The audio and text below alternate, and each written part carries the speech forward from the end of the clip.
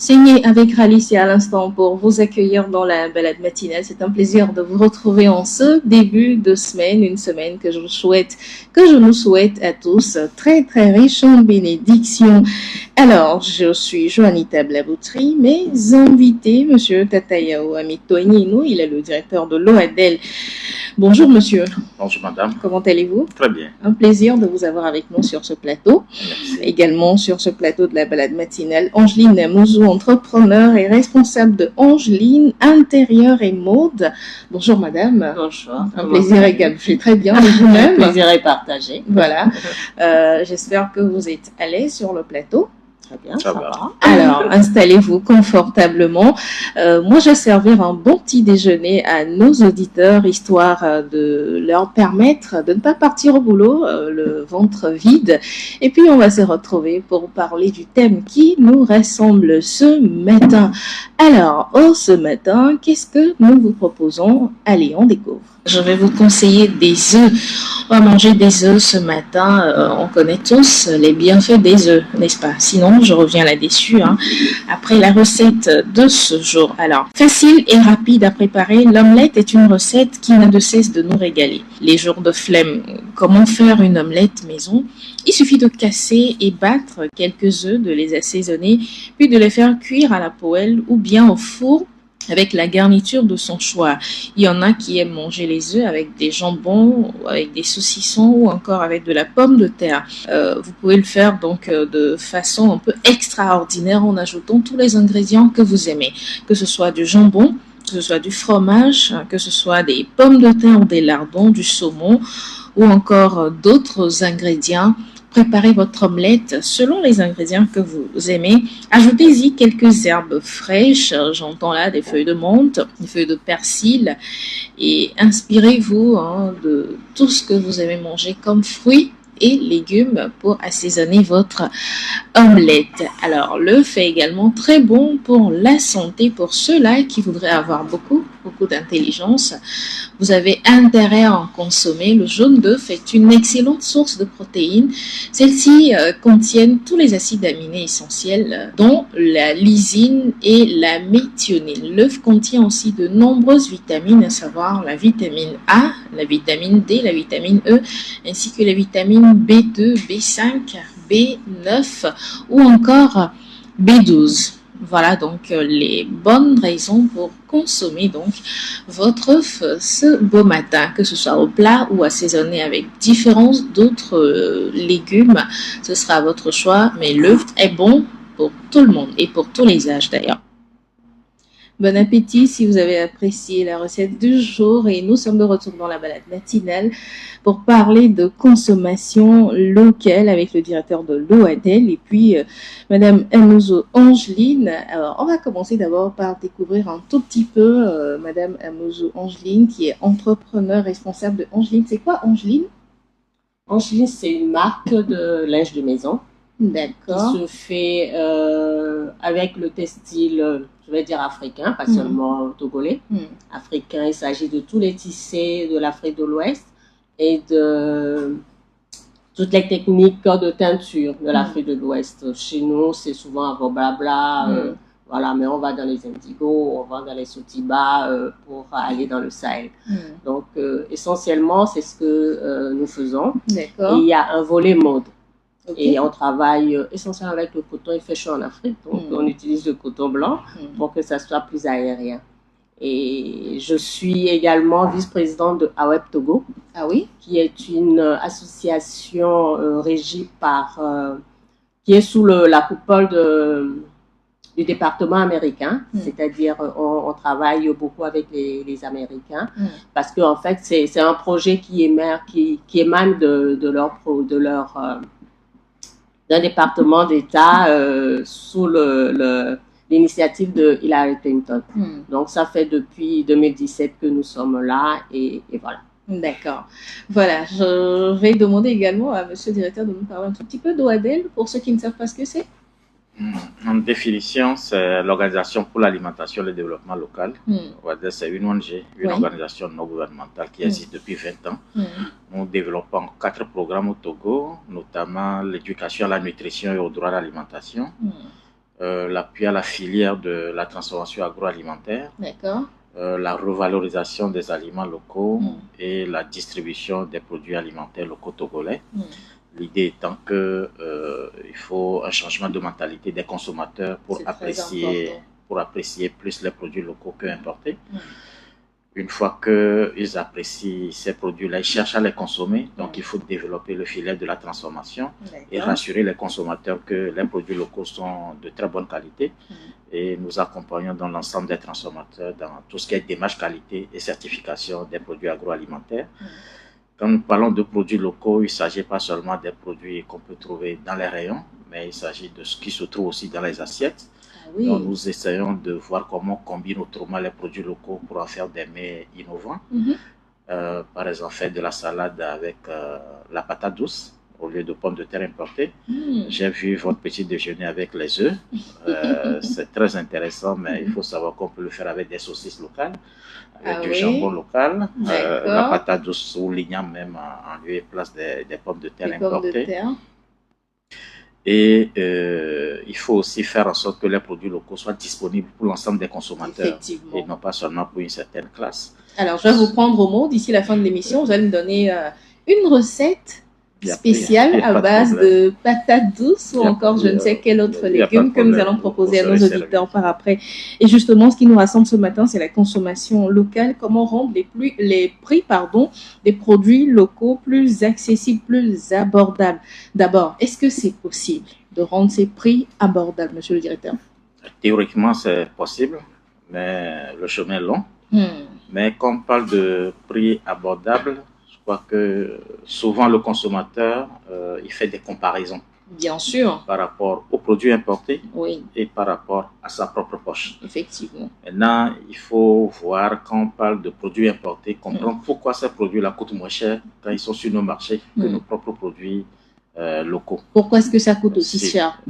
D'abord, il faut comprendre qu'en termes de coût de production, ce n'est pas la même chose parce que c'est une agriculture, que ce soit occidentale ou asiatique, qui est très développée, très industrialisée, beaucoup de machines, beaucoup d'engrais chimiques, beaucoup de pesticides. Et c'est des produits qui sont aussi subventionnés parce que ces producteurs-là reçoivent beaucoup d'aide de leur gouvernement. Ce qui fait que quand ils le vendent même à 10 francs, ils sont gagnants.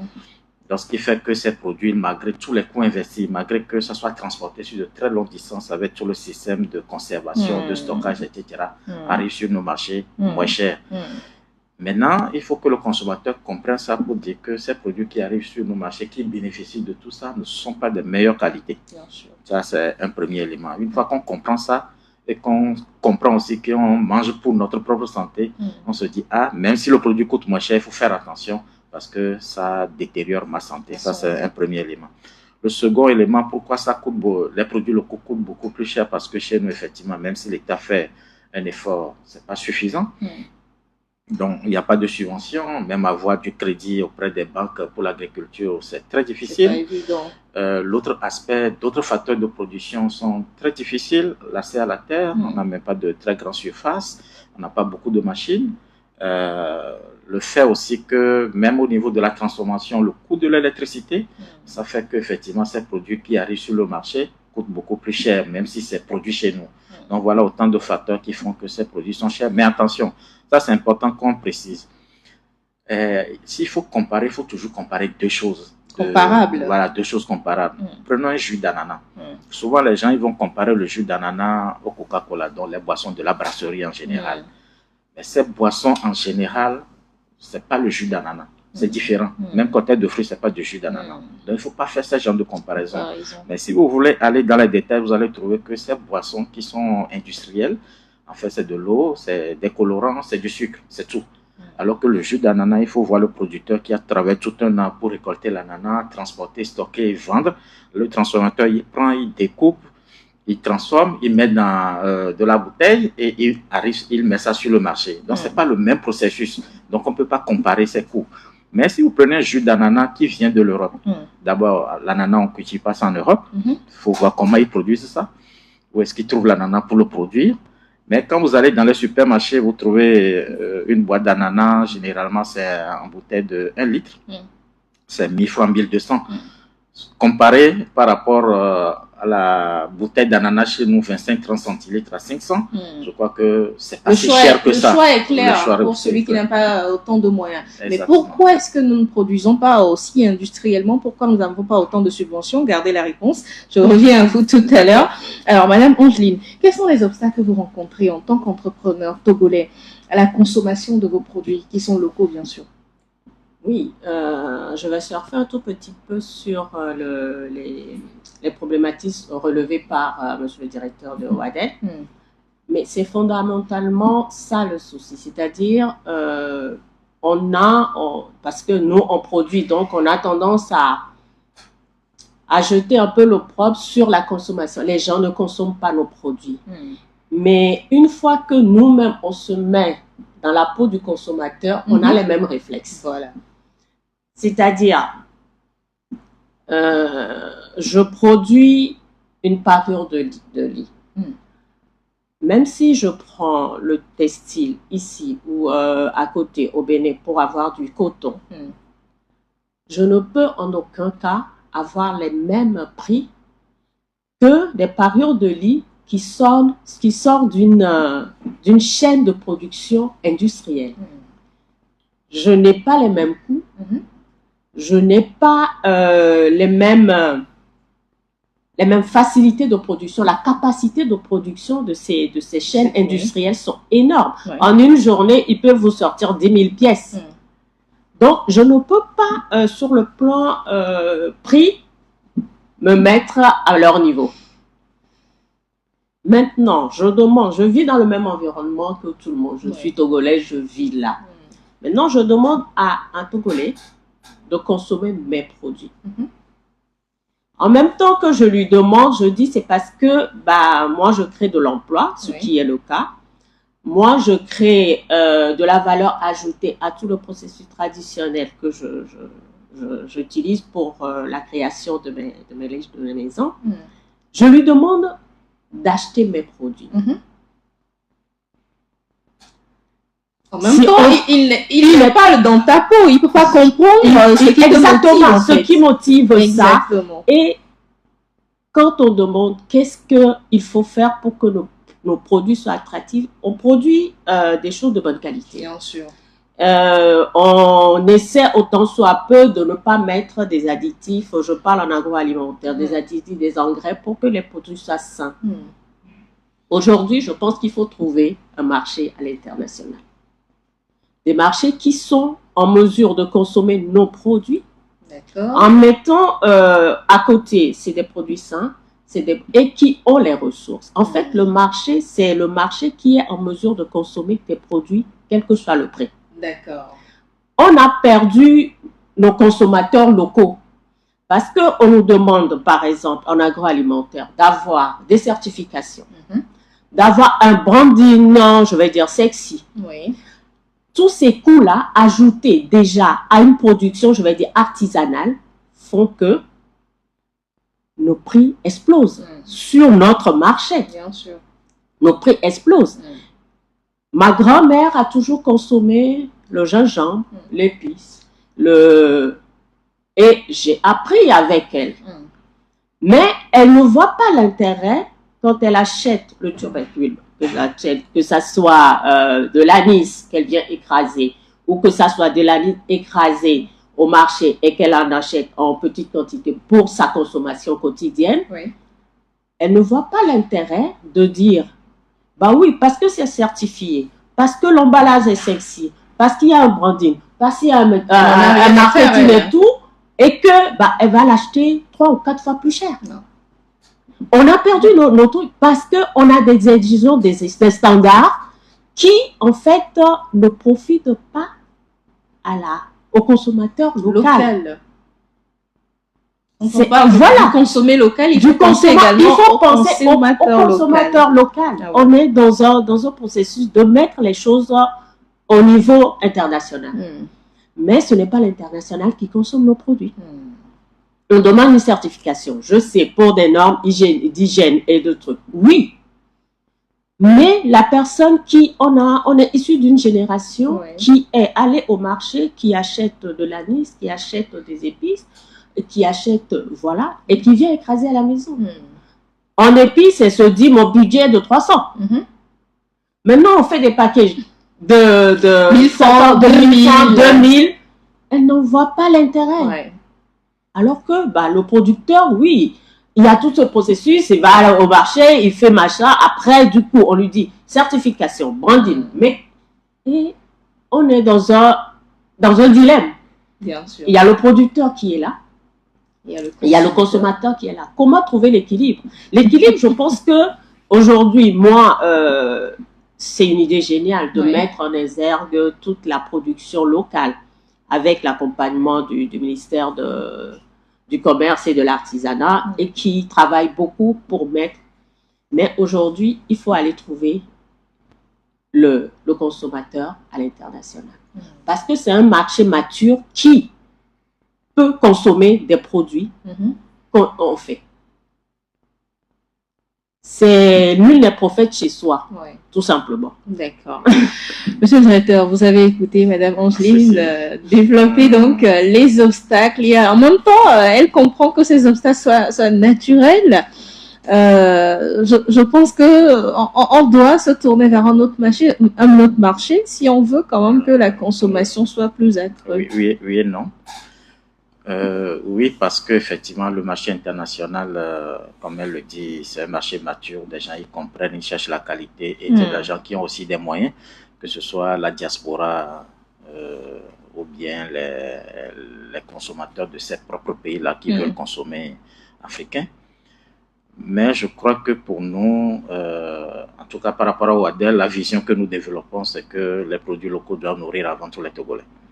Parce que c'est des produits de qualité. Il ne faut pas qu'on continue par envoyer aux autres ce qui est bon et que nous nous contentons de ce qui est importé et qui n'est pas suffisamment bon pour nous. Non, c'était pas ça. Je sais aussi que vendre à l'extérieur, ça permet aussi de capter de l'argent et de réinvestir dans l'entreprise pour permettre justement son développement qui demain peut même aider à produire suffisamment pour baisser un peu le coût pour le marché local.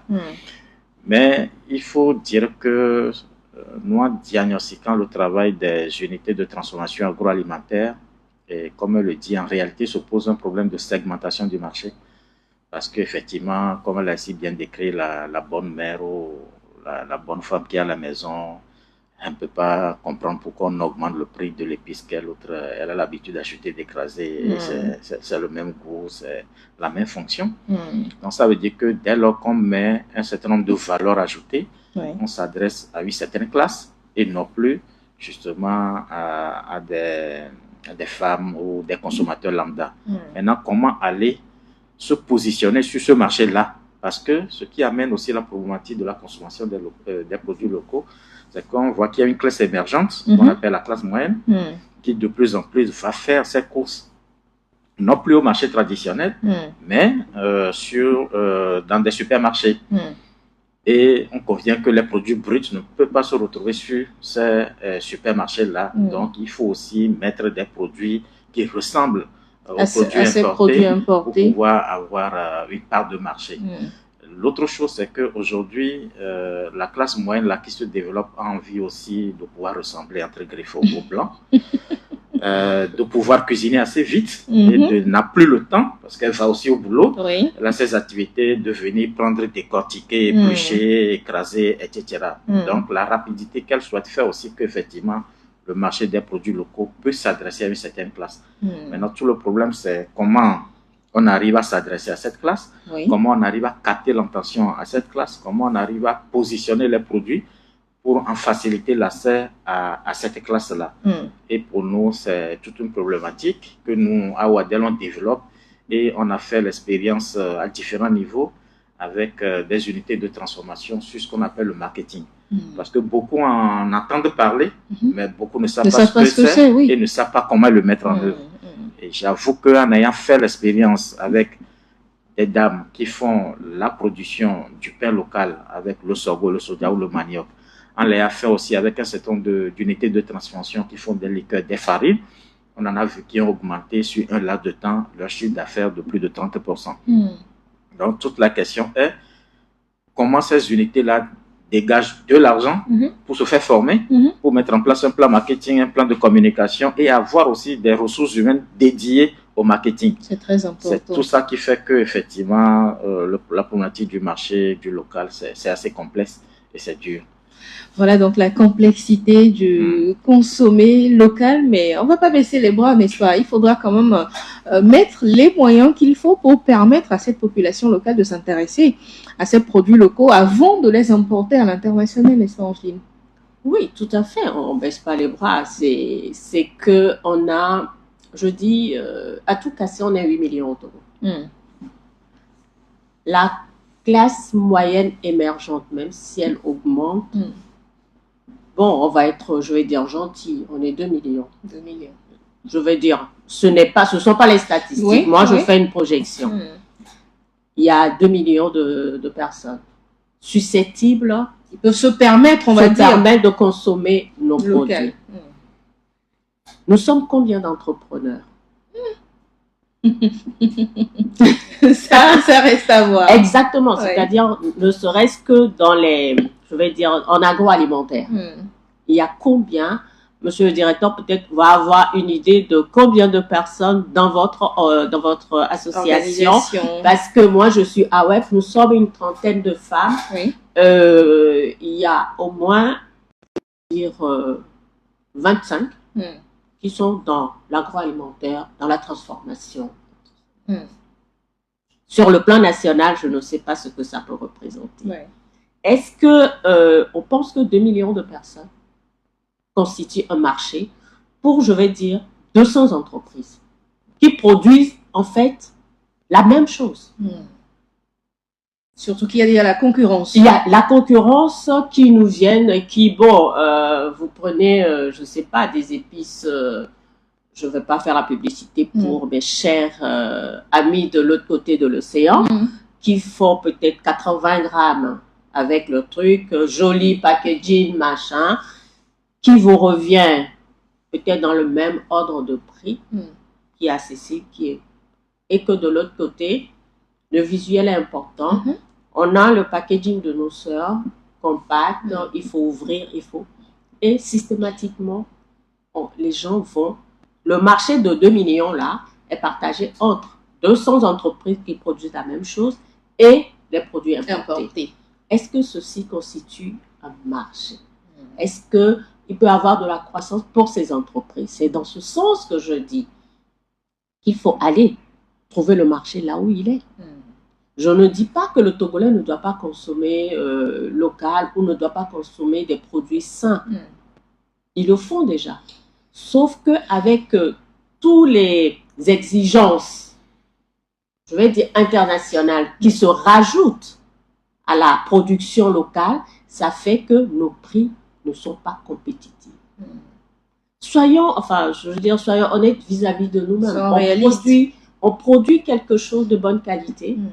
Mais si le marché n'est pas mon voisin, je ne dis pas que je vais priver mon voisin, mais je dis je trouve des ressources nécessaires pour après même pouvoir baisser mon prix et aller. La production locale, elle est artisanale. Le gouvernement, oui, moi je dis il faut aller. Quand je dis qu'il faut aller, je ne parle pas des entrepreneurs, ne nous leurrons pas. Pour qu'un entrepreneur accède à un marché de distribution à l'international, c'est beaucoup de moyens. On fait la promotion de la production locale et de la consommation locale, mais il faut aller au-delà. C'est-à-dire mettre des cellules dédiées qui vont aller chercher le marché.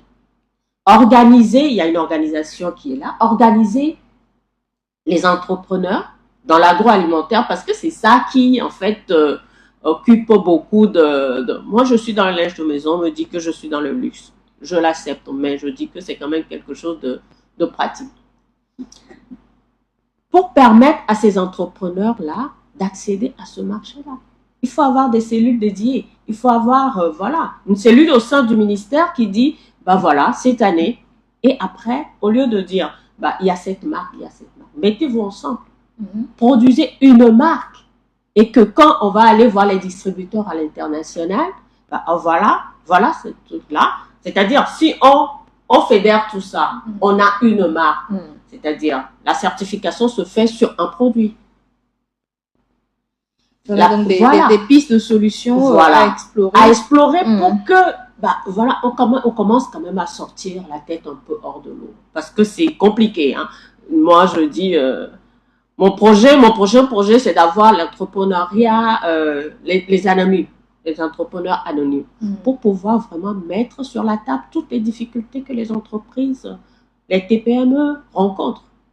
Ne demandez pas à une dame qui produit des épices d'aller chercher le marché à l'international. Elle n'a pas les moyens, elle n'a pas les ressources et elle n'a pas les codes pour accéder à ce marché-là.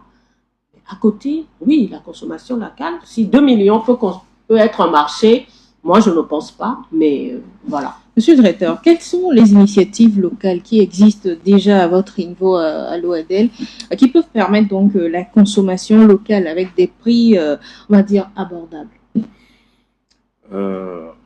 C'est vrai que la question du prix, elle est importante, parce que tu parles du prix.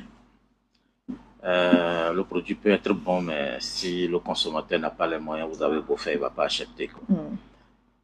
Mais il faut aussi reconnaître qu'il y a des gens qui ont l'argent, qui cherchent à consommer les produits locaux, parfois qui n'en trouvent pas même. Pourquoi je dis ça? Parce que ça fait 20 ans que nous, on est dans la consommation des produits alimentaires locaux et je vois le nombre d'initiatives des entrepreneurs individuels ou en coopérative qui se développent.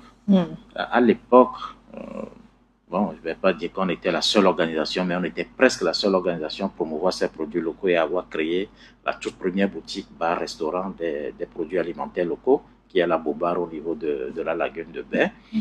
Et à l'époque, on travaillait avec l'ensemble des unités qui sont sur l'ensemble du territoire togolais de Lomé à Dapaon. Et c'est les unités de transformation elles-mêmes, parce qu'il n'y avait pas une boutique dédiée aux produits locaux, et comme c'était la première que nous on avait créée, qui nous appelaient pour venir faire des dépôts-ventes. Mais aujourd'hui, il y a tellement d'unités de transformation. Nous, on a fait une fois, je n'ai pas le nombre exact de transformateurs en tête, mais on a recensé les produits alimentaires locaux. C'était, je crois, en 2012, 15 par là. C'était à plus de 400 produits locaux. Oui. Et je vois qu'aujourd'hui, il y a de plus en plus de boutiques qui on doit avoir le double aujourd'hui, hein, je suppose. Même plus. Oui, tout à fait. Et aujourd'hui, on a aussi de plus en plus de boutiques qui se créent pour vendre les produits locaux. Alors qu'en 2013, nous, on était pratiquement la seule organisation à avoir la Boba. Mais je me dis, si les boutiques se créent, si de plus en plus de gens, de personnes deviennent des entrepreneurs agroalimentaires, c'est parce que il y a un petit marché qui intéresse les gens. Et je crois que ça marche, sinon les boutiques là auraient fermé. Est-ce que réellement ces entrepreneurs font est-ce qu'ils en vivent? Non, c'est-à-dire, est-ce qu'ils se posent réellement ces questions-là? Est-ce que nous avons le marché qu'il faut? Est-ce qu'ils ont fait une étude au préalable pour se dire, voilà, j'ai ce marché à qui je destine mon produit.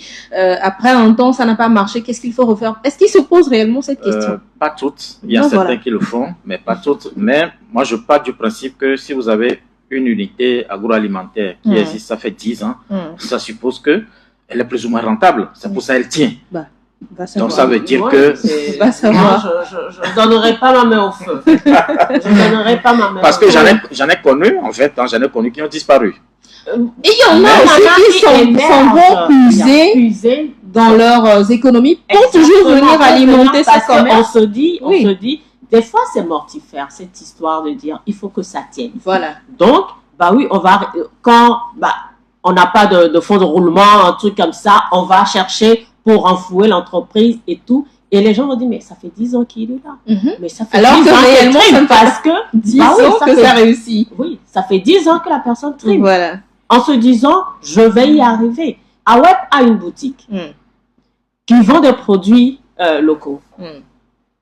Malheureusement, on se dit, oui, ça va marcher. Je dis malheureusement. Il y a plein d'initiatives dans ce sens-là qui proposent des produits locaux. Mais j'ai fait cet exercice tout à l'heure pour qu'on puisse avoir une projection.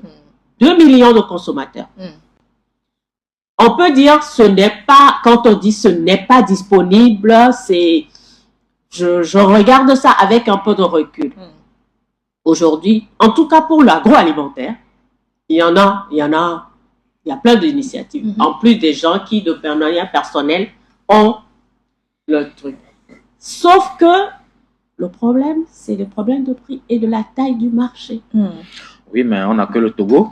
Non, je suis... Non, oui, le Togo n'a que ce qu'il a. On n'exclut pas l'extérieur. Bah oui. Mais déjà, moi qui fais souvent l'intérieur du pays, on ne voit que les produits locaux essentiellement à Lomé. Mais le Togo ne s'arrête pas à Lomé. Je connais qui ont fait des efforts pour s'installer à l'intérieur, mais... Est-ce que ça marche? Ce n'est pas le même marché, en fait. Ils n'ont pas tenu, mais j'en connais aussi qui amènent des produits à l'intérieur des individus qui achètent. Oui, mais ça, est-ce que ça tient une entreprise? C'est-à-dire, quand vous avez à l'intérieur quelqu'un qui cherche des épices et que, voilà, on va livrer. Ah oui, mais j'aime bien tes épices, c'est bien fait, machin. Je vais livrer. Un ménage consomme combien de grammes d'épices par mois. Ça ne peut pas tenir une entreprise. Et là, quand vous l'envoyez, il y a les frais de livraison qui s'ajoutent, ou des fois, on sait comment ça se passe. C'est quelqu'un, est-ce que tu vas à Dapao? Est-ce que tu vas à Kara? Tu vas à Sokone? Ah, j'ai un ami qui a besoin de mes produits, est-ce que tu peux le lui donner? Ou on voit un collègue qui descend à Lomé et qui prend. Mais est-ce qu'on peut surfer sur ça pour la croissance des entreprises? Non. Bon, moi je pense à mon avis que ces questions de marché-là, il faut déjà considérer que le Togo est un marché, même si c'est 1 million de personnes. Et il faut, en tant qu'entreprise, vous avez dit, la taille de nos entreprises, c'est très petite. C'est artisanal. Oui, c'est des nano-entreprises. Moi, je connais aussi des gens à qui on demande de l'extérieur, parce que si l'extérieur veut acheter, c'est pas 10 kilos, c'est pas 20 kilos. On dit, je veux un conteneur de ceci, mais les gens ne sont pas capables de produire. Voilà. Donc, là aussi se pose la question de qui est entrepreneur et qui ne l'est pas. Moi, j'explique, comme on parle aux auditeurs, j'explique l'ensemble des facettes pour qu'ils en prennent conscience. Et le fait justement qu'ils n'arrivent pas à satisfaire des marchés extérieurs qui sont exigeants, non seulement en qualité mais en quantité, ça devrait normalement les pousser à s'unir pour voir comment on met ensemble nos ressources. Mais malheureusement, moi en tant que responsable d'une ONG, on a tenté plusieurs fois de réunir les différentes unités de production. C'est perdu d'avance? C'est perdu d'avance. Perdu d'avance pour plusieurs raisons. On ne va pas rentrer dans les détails. Maintenant, s'ils ne peuvent pas s'organiser, se mettre ensemble pour conquérir un marché extérieur, il n'y a que le marché togolais. Même si c'est 500 000, au moins qu'ils arrivent à conquérir ce marché de 500 000 et après on verra. Donc, c'est aussi pour ça que développer des outils qui leur permettent justement de mieux se positionner est important. Mais pour revenir à la question du prix, puisque c'est ça la thématique essentielle, il ne faut pas qu'on se voile la face. Je crois que cette question va demeurer longtemps. Et nous, c'est vrai, il y a les facteurs de production qui font que ces produits, au final, coûtent cher. Effectivement. Mais il y a aussi la question du pouvoir d'achat du Togolais. Même avec un SMIC de 52 000 et quelques, vous ne pouvez pas vous offrir le luxe d'acheter chaque fois des produits alimentaires locaux. Donc, il faut que les consommateurs togolais aussi se posent comment je fais en sorte que le gouvernement prend conscience que si on veut développer le tissu agroalimentaire local, le Togolais ou le consommateur a besoin du pouvoir d'achat. Mais est-ce réellement son problème à lui, le consommateur? Est-ce que réellement il a ce problème de savoir s'il doit choisir forcément le local ou pas? Il a le problème de ses poches. En termes de chiffre d'affaires, qu'est-ce que j'ai? Qu'est-ce que je dois pouvoir m'offrir? C'est ça le problème du consommateur, en fait. Mais je ne pense pas qu'il faut indexer le consommateur. Le consommateur togolais consomme du produit togolais. Ça, ne nous leurrons pas. Et c'est ce que j'ai dit au départ. Le consommateur togolais, de manière générale, ne consomme peut-être pas toute la production, toutes les gammes de produits. La production, je vais dire, des jeunes entrepreneurs sur les épices, mais le consommateur local va acheter son anis, va acheter son gingembre, va acheter, je dis, le moment où on a perdu, c'est quand on a voulu, en fait, standardiser l'approche de proposition des articles. Mais maintenant, comment on fait? Pourquoi? il achète 50 francs d'anis. La dame, elle fait sa sauce. Elle achète 25 francs de trucs. Elle achète 50 francs de piment rouge. Bah, elle écrase tout. Si elle a le moyen de conservation, elle va l'utiliser 2 fois ou 3 fois. Ou même si elle ne le fait pas, elle fait sécher.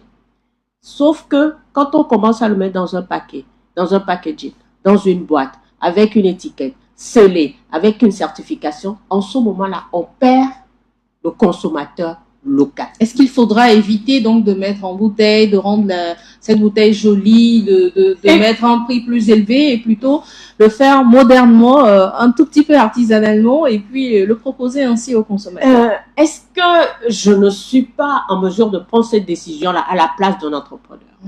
L'expérience que moi j'ai eue, c'est qu'au sein, on a une dame qui fait des épices AOEP. Alors, dans nos discussions, elle dit, mais les gens, moi, dans ma zone, les gens n'achètent pas et tout. Et je lui dis, écoute, est-ce que tu ne peux pas prendre les petites boîtes enfin, ils ont des petites boîtes de trucs, et de mettre, tu as 500 francs, une boîte de 500 francs, tu le dispatches en boîte de 100 francs, 100 francs, 100 francs, 100 francs. Et comme les bonnes femmes savent très bien le faire, le 6, tu l'as, tu vends à 500. Résultat, elle est venue me dire, j'ai dit, mais tu me dois 2 boîtes d'épices, hein. Elle est venue me dire, ça a fonctionné. Ben oui, parce qu'on est arrivé à mettre le produit à la portée du consommateur. En mettant le marketing, en mettant tout ça, c'est en ce moment-là que je dis, il faut aller vers le marché qui peut consommer ce produit-là. Sinon, le Togolais n'a jamais resté local. Il faudra penser à comment rendre le produit accessible à la consommation des nationaux. D'accord. Monsieur le directeur, quelles sont les stratégies que vous pensez, pas forcément votre ONG, hein, que ce soit le gouvernement, en plus d'autres organisations, qu'est-ce qui pourrait être mis en place afin d'améliorer la distribution des produits locaux, notamment chez nous, au Togo? Oui, la distribution a 2 sens, hein, la distribution en gros et puis au détail par les revendeurs. Et je crois que pour la distribution en gros, quand on prend les produits agroalimentaires locaux togolais, c'est rare de trouver des structures spécialisées dans la distribution de ces produits-là. Déjà que ces produits coûtent cher, si vous mettez encore un service de distribution qui va rajouter, surtout que nous, en analysant aussi, on voit qu'il y a beaucoup d'unités de transformation qui ne mettent pas justement le coût de distribution dans la nomenclature de leur prix.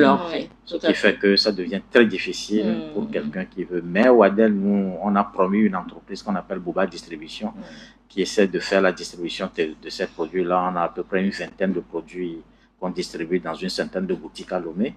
Parce que le rôle de notre ONG, c'est de promouvoir les produits locaux et que ces produits-là soient accessibles à un plus grand nombre de consommateurs.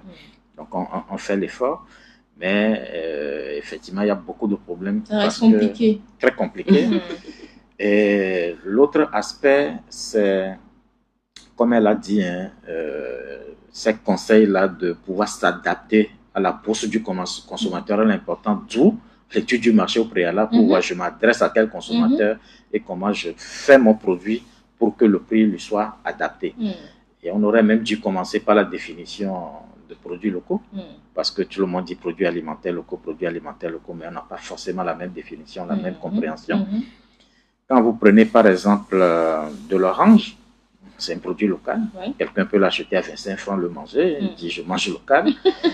Mais cette orange-là, quelqu'un qui l'achète, un revendeur l'achète, et puis il le presse, il le met dans un verre, vous pouvez le boire au bord de la route. Mais il y a de la valeur ajoutée, il le vend à 100 francs.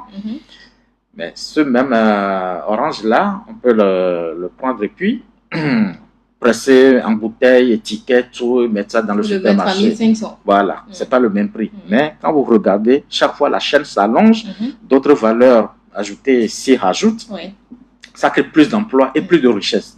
Et c'est ce produit alimentaire local-là que nous, à Ouadel, on promeut. Parce que, au final, l'idée, c'est de concurrencer au maximum les produits importés pour aussi prendre cette part de marché-là. Parce qu'on est dans un monde où... Ça sera très compliqué. Oui, mais on va y arriver. Parce que nous qui sommes dans ça depuis 20 ans, il y a quelques années, OEP n'existait pas.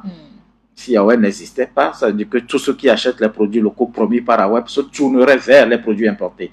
Donc ça veut dire que même si c'est 10 consommateurs aujourd'hui, nous on a confiance que demain ce sera 20, ce sera 40. Et quand nous on avait commencé il y a 20 ans, vous parlez de produits locaux, bref, personne ne vous écoutait. Mais aujourd'hui ça prend de l'ampleur et on a confiance. L'autre aspect, par rapport justement à ce qu'on pourrait faire pour mieux distribuer, faire en sorte que les prix soient aussi accessibles. C'est vrai que le gouvernement a un rôle à jouer, mais il ne faut pas trop faire confiance au gouvernement. Voilà, il ne faut pas trop rêver aussi. Voilà. Eux, ils vont vous dire, bon, nous, on crée le cadre macroéconomique, entrepreneurs, débrouillez-vous. Ouais, voilà. Mais en même temps, je crois qu'il y a un certain nombre de dispositifs qui existent. Je crois que quand madame parlait du fait qu'il devrait y avoir une cellule, par exemple, qui conseille sur les marchés extérieurs, je sais qu'il y a un guichet au niveau du ministère du Commerce dédié à la direction du commerce extérieur. Il y a AGOA, par exemple, qui a un programme avec les États-Unis où, effectivement, il y a à ces genres de marché. Il y a la GIZ avec le gouvernement togolais qui met en œuvre un certain nombre de projets pour former et encourager justement à la recherche du marché extérieur.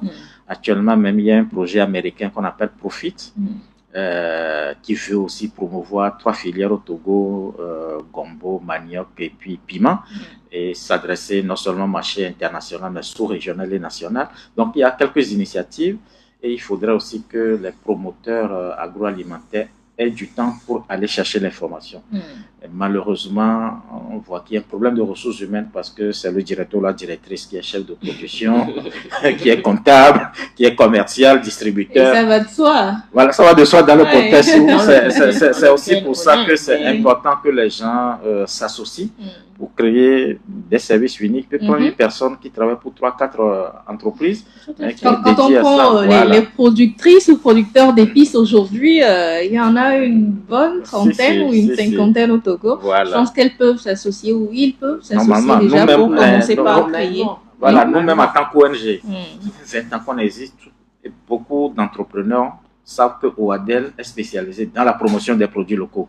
Qu'on offre des services, des accompagnements, parce que nous on le fait avec des subventions. Mais rarement ces structures, ces coopératives, ces entrepreneurs locaux viennent nous solliciter, rarement. Et nous on n'a jamais compris pourquoi, alors qu'on sait que normalement on est là pour eux. AOEP existe, il y a plein de... Il y a plein de projets. Quand vous me parlez d'AOEP, je dis, mais vous prêchez à une convaincue. AOEP et AGOA, oui. Mais la problématique est là. Je vous dis, comment accéder à ce marché-là? Vous demandez à un entrepreneur, je vais dire des choses basiques, pour proposer un produit, il faut avoir les codes couleurs, c'est-à-dire le produit peut être bon, mais quand vous ne rentrez pas dans les codes couleurs de ce pays, de cet environnement-là, ça ne va pas passer. On demande à Goa, on vous dit livrer 2 conteneurs de housse de coussin. Je fais du linge de maison. En l'instant T, on me demande, je ne suis pas en mesure de livrer 2 conteneurs de housse de cour, de trucs aux États-Unis. Ne nous le rend pas. À Goa, le système est là. Mais comment, en fait, en profiter pleinement? Ce ne sont pas nos petites entreprises. On n'a pas les ressources. On n'a pas les ressources. Et ça, c'est la grande question. D'accord. Est-ce qu'il y a des politiques publiques qu'on pourra peut-être exporter, vu que vous travaillez avec les États-Unis? Est-ce qu'il y a des politiques publiques à mettre en place pour encourager cette consommation locale chez nous? Il y a une initiative que le Ghana a prise, c'est-à-dire sur le textile, ils ont mis 0 taxe sur le textile. Et ce que je dis, je n'invente pas la roue, c'est ce qui se fait en tout cas au Ghana, c'est-à-dire dans toutes les foires, à l'international, on prend un commercial, c'est-à-dire qui connaît les produits, qui vraiment connaît le produit. L'entrepreneur, il est là pour représenter le produit. Et c'est cette personne qui va démarcher le produit sur les foires. Qui est au-devant donc, qui est devant de la scène pour couvrir tout le reste. Tout le reste. Ça, c'est bien. Ça permet... On a du mal, hein, surtout on est dans la création, que ce soit même l'épice des fois, même les mélanges, à la limite c'est artistique. Oui. C'est-à-dire un dosage d'épices, comment pour que ça... C'est artistique. Et on a du mal, monsieur le directeur l'a dit tout à l'heure, mais quand vous demandez aux femmes de se mettre ensemble pour faire un produit, elles refusent pas parce que on est accroché à nos entreprises. C'est notre bébé, on n'a pas envie de lâcher. Mais quand pour moi, hein, quand on laisse à la production et que quelqu'un qui est en mesure de défendre l'intérêt de l'entreprise, c'est-à-dire, il n'a pas des états d'âme aujourd'hui, machin, non, c'est mon produit, vous savez combien de temps j'ai mis pour créer ça. Il n'a pas ça. Lui, c'est un professionnel. C'est un objectif. Voilà. Et ça, on peut se mettre ensemble en disant, il y a 5 entreprises, il y a un directeur d'opération ou un directeur de marketing ou un directeur commercial pour ces entreprises-là et qui va aller chercher le marché. Merci pour cette proposition. Monsieur le directeur, je ne vais pas vous laisser le temps de riposter. Dites-moi juste si vous avez un exemple de succès en matière de consommation locale aujourd'hui à nous donner qui peut peut-être influencer une communauté qui nous écoute ce matin. Oui. Un exemple? Aujourd'hui, je crois que je peux parler de la Boba qui fait de la vente directe de produits locaux. Et quand nous parlons de Boba, c'est à la fois boutique, bar, restaurant, qui existe depuis 2013 et qui fonctionne. Et je crois qu'au départ, c'est grâce à des subventions que nous avons créé cette boutique-là. C'est la subvention même qui aidait à payer les salariés aujourd'hui, mais qui aidait à payer les salariés. Mais aujourd'hui, cette boutique-là, elle est totalement autonome et fonctionne. Et elle ne vend que des produits locaux, que ce soit au bar, au restaurant ou à la boutique. Cette boutique est située où? Au niveau de la lagune de Baie. D'ailleurs, nous organisons un événement du 7 au 17 novembre prochain pour promouvoir davantage les produits, les mets locaux là-bas. Du coup, je crois que s'il n'y avait pas suffisamment de consommateurs avertis et qui acceptent de consommer le local, cette boutique n'existerait pas jusqu'à aujourd'hui. Parce qu'il y a un travail aussi qui se fait, je pense. Oui. Et ça, c'est important, l'éducation qui doit accompagner la consommation. Je suis d'accord que les entreprises ne peuvent pas faire ça. Il faut une alliance entre les différents acteurs pour pouvoir y travailler. Et merci, monsieur le directeur. Il y a un aspect sur lequel je voudrais insister. Rapidement. Oui, c'est qu'aujourd'hui, les entrepreneurs, en tout cas agroalimentaires togolais, doivent comprendre que même s'il y a des politiques, la politique ne peut pas les servir s'ils ne sont pas organisés et unis. Je salue AWEP.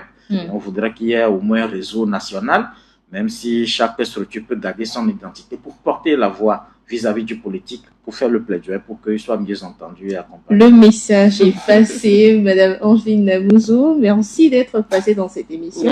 Merci pour vos belles idées. Merci également à vous, monsieur le directeur. Ce fut un plaisir également de s'entretenir avec vous. Bon vent à Ouadel et surtout à la Boba.